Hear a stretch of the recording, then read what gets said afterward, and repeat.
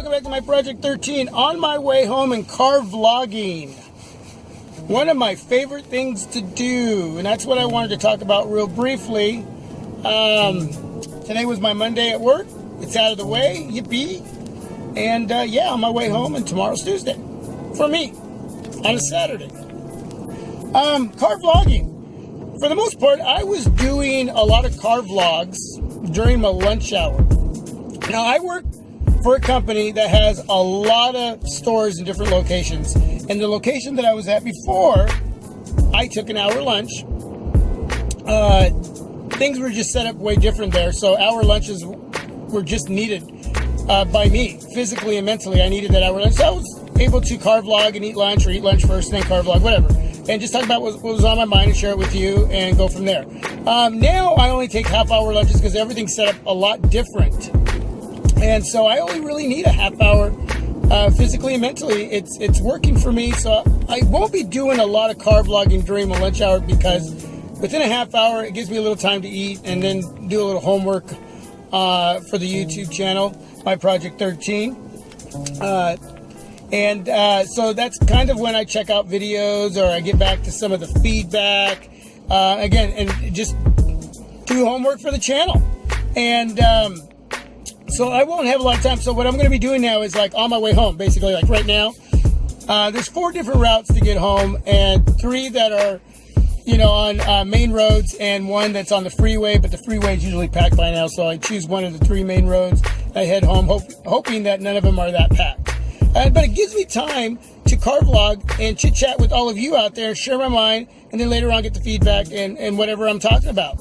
So that's what I'm going to be doing. Like, I do a few here and there on my days off, but a lot of them were done during my lunch hour at the other location. So on my way home is when I'm going to dedicate myself to trying to do a lot of the car vlogs that I do, because throughout the day, you know, I'm getting my job done, and I, you know, come across some areas in my mind that I'm thinking about, you know, as far as the channel, and then on the half-hour lunch, I can do my homework. I can, you know, check out some web pages, some videos on YouTube, and get some, you know, information that I need, and maybe some thoughts to share with you. And on the way home, I can do that. And then I can go home and chill and be with the family and relax till it's time to go back to work the next day. So, yeah, so I just wanted to share that with you guys in case you're wondering whatever happened to my lunch car vlogs.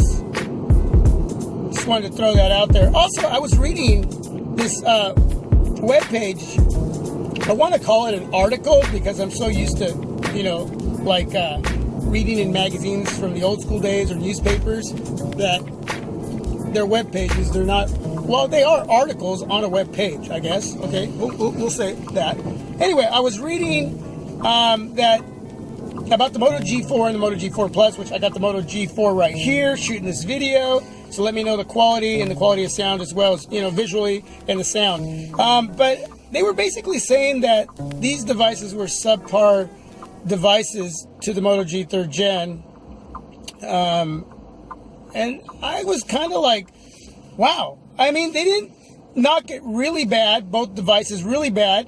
But, you know, they were saying some good things. But I didn't like the title as far as being, you know, subpar devices.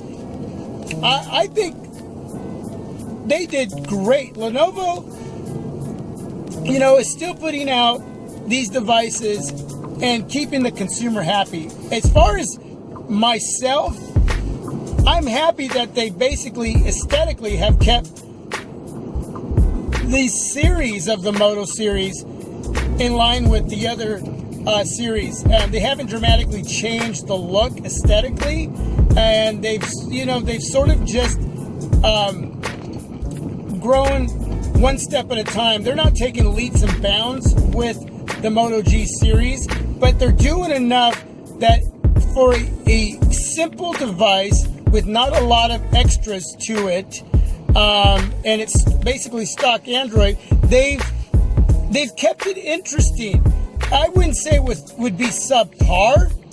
I didn't like that. I mean, you're looking at a 5-inch device, the Moto G 3rd Gen, with a 720p display. and a 2470 milliamp battery. Okay, you have a 3000 milliamp battery now.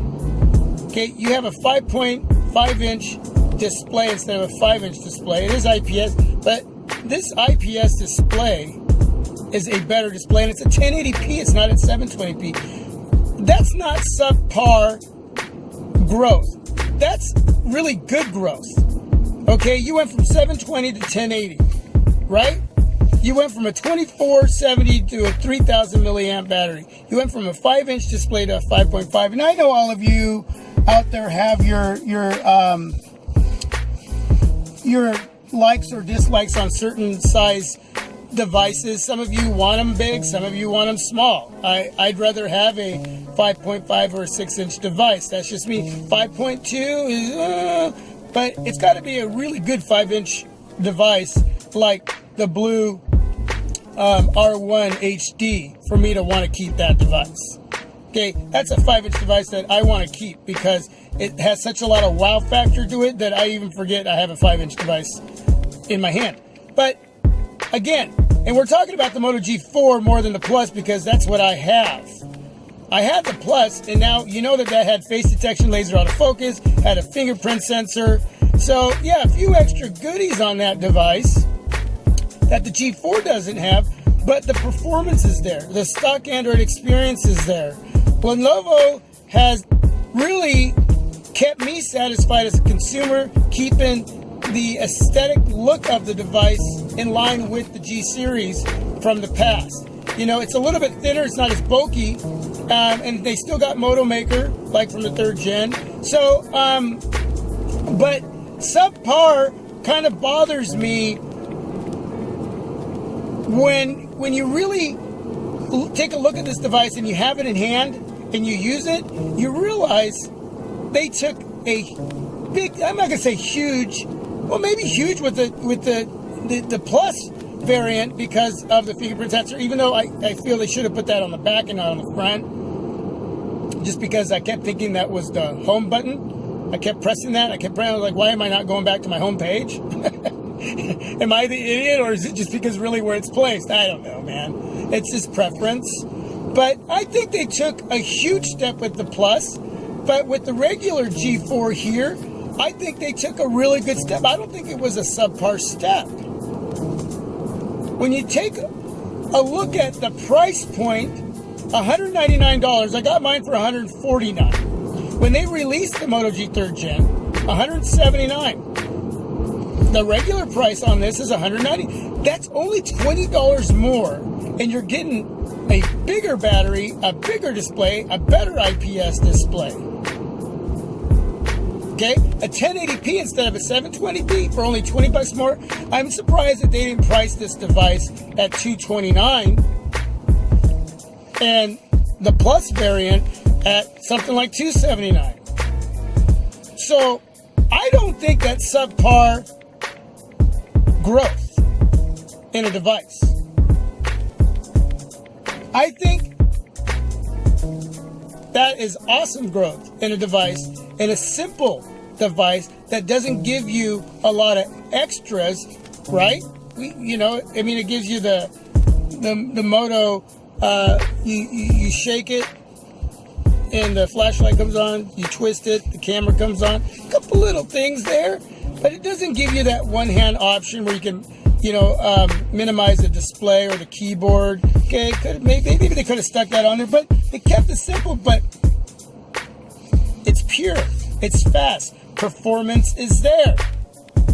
I like the Moto G4 and the Moto G4 Plus. I like the steps in growth that Lenovo has taken with these two devices at the price points and for what they added on that the G3 did not have. I think it's not subpar. That's my take on it. I don't know what you think about it.